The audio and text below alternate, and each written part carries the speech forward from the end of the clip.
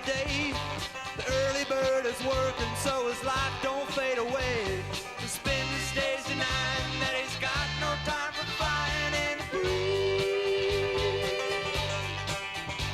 While high up on his own, the eagle flies alone, he is free. In the early 70s in Los Angeles, there was a club in the Hollywood area called the Troubadour. And this was the place that all budding musicians went to be seen, to exchange ideas, to be heard, and hopefully to get record deals. The Eagles were part of that West Coast family tree, which included Jackson Browne and Linda Ronstadt and the Flying Burrito Brothers. You know, it was part country rock, part singer-songwriter, part cocaine cowboy outlaws, that whole scene.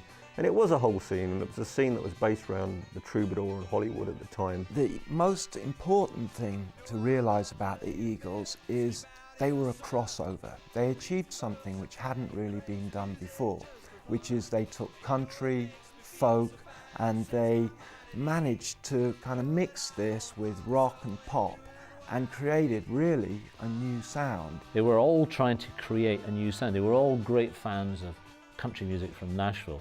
But it was a little staid and it was a little behind the times, a little boring. So what they were trying to create was country rock. What they could do is actually make it accessible to an FM market in America. And that's their influence and heritage.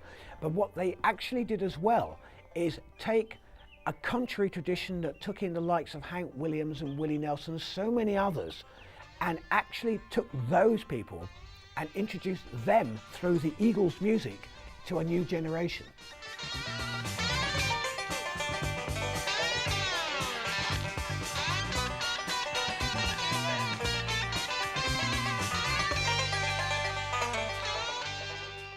The most interesting thing about the Eagles, of course, was that none of them actually came from California.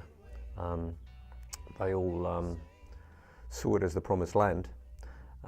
They began their career as the Eagles essentially as a result of working in Linda Ronstadt's backing band. John Boylan, Linda Ronstadt's manager, in 1971 was looking for musicians for a 2-month American tour to back up his artist. And he got Glenn Frey, Randy Meisner and Bernie Leadon on board. Frey was a guitarist, Meisner